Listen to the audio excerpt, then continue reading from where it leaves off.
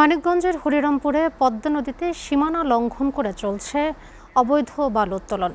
10টি ড্রেজার দিয়ে বয়রা ইউনিয়নের অংশে প্রতিদিন তোলা হচ্ছে অনুমোদনের বহুগুণ বেশি বালু।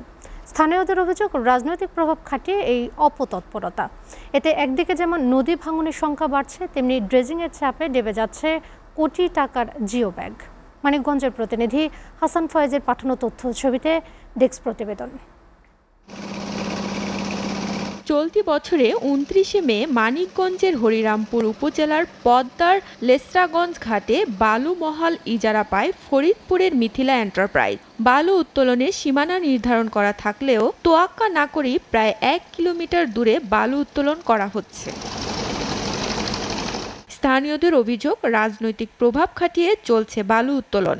অনুমতি রয়েছে প্রতিদিন 50 থেকে 60 হাজার ঘনফুট বালু উত্তোলনের, কিন্তু তোলা হচ্ছে প্রায় 3 লাখ ঘনফুট বালু।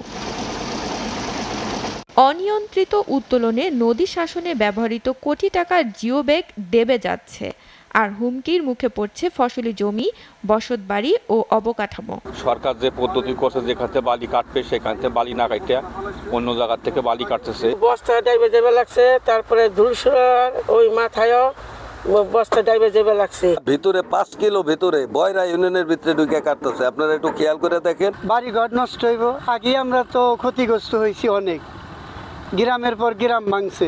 অভিযোগ অস্বীকার করেছে ঠিকাদারি প্রতিষ্ঠান। তাদের দাবি, নিয়ম মেনে সার্ভেকৃত জায়গা থেকেই বালু উত্তোলন করা হচ্ছে। লাল ফররা গাইরে দিছে, সেই সীমানা অনুযায়ী নির্ধারিত ইজারাকৃত নির্ধারিত জায়গায় আমরা বালু উত্তোলন করতেছি।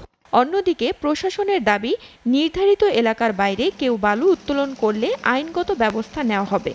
আমরা কাউকে যদি ধরতে পারি সাথে সাথে আমরা ব্যবস্থা নিচ্ছি, এবং আমরা এখন নিয়মিত মামলাও দায়ের করব তাদের বিরুদ্ধে যারা অবৈধভাবে এইভাবে বালু উত্তোলন করে বা চুরি করে রাতের অন্ধকারে বালু উত্তোলন করে।